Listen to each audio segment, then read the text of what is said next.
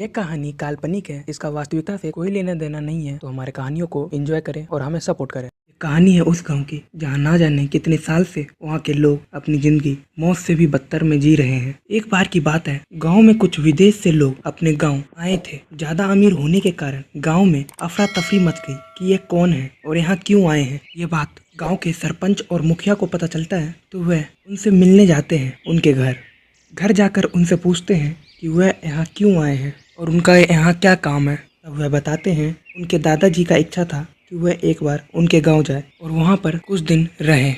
अगले दिन चोर गांव में चोरी करने के लिए आता है और वह अमीर आदमी के घर में घुस जाता है। वह घुसने के बाद वहाँ देखता है, वह देखकर सोच में पड़ जाता है कि यह कैसे हो सकता है।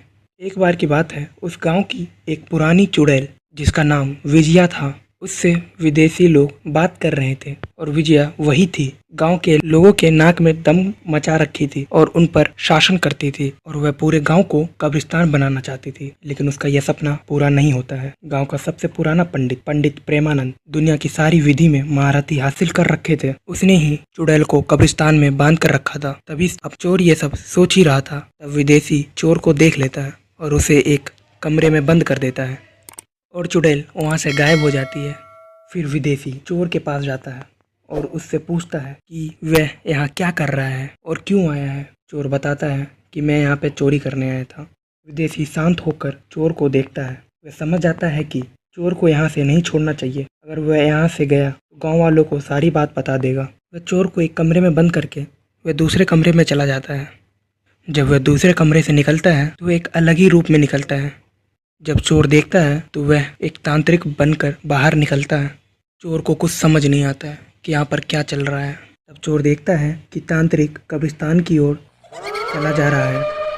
तांत्रिक कब्रिस्तान में जाकर साड़ी चुड़ैल को बुलाता है और साड़ी चुड़ैल के साथ गांव पर कब्जा करने के लिए निकल जाता है और उधर से जैसे तैसे चोर भी भाग जाता है और गाँव वाले को विदेशी तांत्रिक के बारे में सब कुछ बता देता है। वह पंडित प्रेमानंद को भी बताने जाता है। तब तक गांव में साड़ी चुड़ैल लोगों को हवा में टांग देते हैं। तब चोर पंडित प्रेमानंद के पास वहां पहुंच जाते हैं, साड़ी चुड़ैल के साथ युद्ध करते हैं। पंडित प्रेमानंद अकेले और उधर तरफ कभी खत्म ना होने वाली चुड़ैल युद्ध खत्म होने का नाम ही नहीं ले रहा था।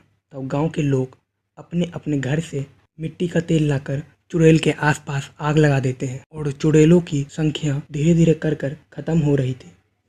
लेकिन उनमें से कुछ चुड़ैल ऐसी थी जिसका नाश करना आसान बात नहीं था। उनमें से एक चुड़ैल चालाकी से पंडित जी को नीचे पटक देती है और उन्हें जमीन के अंदर दफन कर देती है और वह अब उस गांव पर चुड़ैलों का ही राज चलता है। कुछ साल बीतने के बाद लोगों के अंदर एक आज़ादी की लहर एक बार और जगती है और उनमें से कुछ चतुर लोग इस चीज़ का निर्णय लेते हैं कि हमें चुड़ैलों को इस गांव से भगाना ही है। और वह एक फैसला लेते हैं कि अब वह एक पंचायत करेंगे और वह पंचायत कब्रिस्तान में रखेंगे, जिससे चुड़ैलों को पता न चले कि हम उनको खत्म करने का योजना बना रहे हैं। पंचायत में मुखिया भी शामिल होते हैं। उधर वे लोग पंचायत करने चले जाते हैं। कब्रिस्तान में जाकर वे लोग पंचायत करते हैं। पंचायत में सब कुछ ठीक चल रहा था, कब्रिस्तान में सब कुछ ठीक चल रहा था। उन सब में बातचीत भी हो गई थी। उन सब ने अच्छी योजना बनाई थी कि चुड़ैल को कैसे हराना है। लेकिन उन्हें यह पता नहीं था कि कब्रिस्तान की साड़ी चुड़ैल उस दिन वहीं थी। उनमें से एक चुड़ैल ने उन लोगों को देख लिया। फिर चुड़ैलों को क्रोध आ जाता है और वह सारे गांव के लोगों को मार देती है और जो पंचायत करने आए थे उन्हें भी मार देती है। गांव बिल्कुल शांत हो जाता है और उस दिन से गांव की तरफ कोई भी व्यक्ति मुड़कर नहीं देखता है और गांव चुड़ैलों का घर बन जाता है। वहीं पर अपना डेरा बना लेती है। जाता है कि पुराने जमाने में जब लोग परलोक सिधारते थे तब उन्हें कब्रिस्तान में पनाह मिलती थी। इस शरीर को कब्रिस्तान में जाकर गाड़ दिया जाता था और उस समय कब्रिस्तान में कमला का राज चलता था। यह यूं कहे कि वहाँ का पत्ता तक कमला की मर्जी से डोलता था। यह कहानी थी उस समय की जब मनुष्य और आत्माओं के बीच काफी मतभेद होते थे। कब्रिस्तान में कमला का राज चलता था और बाहरी दुनिया में राजा नरेश का राज्य चलता था और ये दोनों की वजह से आम जनता बहुत परेशान होती थी। इन दोनों का जब भी युद्ध होता था सबसे पहले लोगों का घर जला दिया जाता। ये कहानी और कहानियों से काफी अलग, क्योंकि उस समय का दुनिया आज के दुनिया से काफी अलग। कमला जब बड़ी हो जाती है तो उसे रामपुर का राजा नरेश बहुत पसंद आता। देश निर्गेशिया कमला को भिजवाती है। दरबार से दरबारी कमला के कब्रिस्तान में लेकर जाता है। जब वह ये पत्र सुनती है तब वह दरबारी को गुस्से में जिंदा से खा जाती है। लेकिन राजा नरेश की पहली शादी हो रखी थी, फिर भी कमला उससे शादी करना चाहती। ये बात जब नरेश की पत्नी रामपुर की महारानी निर्गिसिया को पता चलता है, चेतावनी देती है कि वह राजा नरेश के बारे में ऐसा कुछ ना सोचे। कमला यूँ तो चुड़ैल थी, वह चाहती तो राजा नरेश को अपने बस में आराम से कर लेती, लेकिन उसने ऐसा क्यों नहीं किया।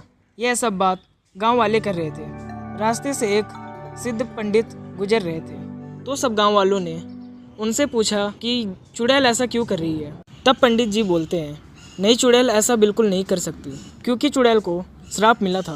वह जब तक राजा से विवाह नहीं करेगी तब तक उसका श्राप खत्म नहीं होगा। तब गांव वाले पूछते हैं, राजा ही क्यों? तब वह बताता है कि राजा एक पवित्र आदमी है, उसने कभी भी गलत काम नहीं किया था, इसलिए। उसके बाद पंडित जी जाने लगते हैं और जाते जाते बोलते हैं कि अगर कमला की शादी राजा नरेश से नहीं हुआ तो कमला की आत्मा को मुक्ति मिलना निश्चित है, नहीं तो कमला का कब्रिस्तान हमेशा रहेगा और वह अपना सपना पूरा कर लेगी। जैसे उसने सोचा था कि उसे पूरे नमन साम्राज्य पर शासन करने का सपना पूरा हो जाएगा। जब से गांव वालों को यह बात पता चलती है तो वे लोग कमला को रोकने का योजना बनाते हैं और उधर कमला राजा नरेश को पाने का सपना बड़े आराम से देख रही थी। ये प्रेम कहानी अच्छे से चल रही थी कि बीच में एंट्री हो जाती है बिल्लू बग्गा की, जो कि कमला से बचपन से ही प्यार करता था। उसके गुजर जाने के बाद भी उसी से प्यार करता रहा। जब यह बात कमला की चुड़ैल दोस्त सौतेली को पता चलता है तो वह कमला के पास जाकर उसकी जीवन की सबसे खतरनाक हादसे के बारे में बताती है। जब कमला की शादी होने वाली थी एक आम व्यक्ति से, यह कहानी तब की है। सौतेली कमला के पास जाकर उसे कहती है कि उसे निपटाने वाला और कोई नहीं, बिल्लू बग्गा ही था। जब तुमने बिल्लू बग्गा का प्यार का मजाक बनाया था तब से बिल्लू बग्गा तुम्हें बर्बाद करना चाहता था। यह सब सुन के कमला को बहुत गुस्सा आता है और वह तुरंत बिल्लू बग्गा के पास जाती है और उधर बिल्लू बग्गा मदिरा पीकर मस्त से सो रहा था। कमला जब उसके पास आती है तो वह उसे नहीं पहचानने का नाटक करता है और मजाक में उसे बुढ़िया कह देता है। कमला पहले से ही गुस्से में थी, उसे ये सब बात बर्दाश्त नहीं होता तो वह बिल्लू बग्गे को हवा में टांग देती है। जब वह बिल्लू बग्गे के घर से वापस निकलती है, गांव वालों ने उसके लिए एक पिंजरा तैयार किया। जैसे ही वह अपना पाँव जमीन पर रखती है वह पिंजरा में फंस जाती है और राजा नरेश को बुलाकर उसे उसके कब्रिस्तान में पहरेदारी पर छोड़ देती है। शांति की जिंदगी जीते हैं और राजा नरेश फिर से अपना राज्य फिर से संभालने लगते हैं। निर्गिसिया भी अपना वैवाहिक जीवन अच्छे से जीती है।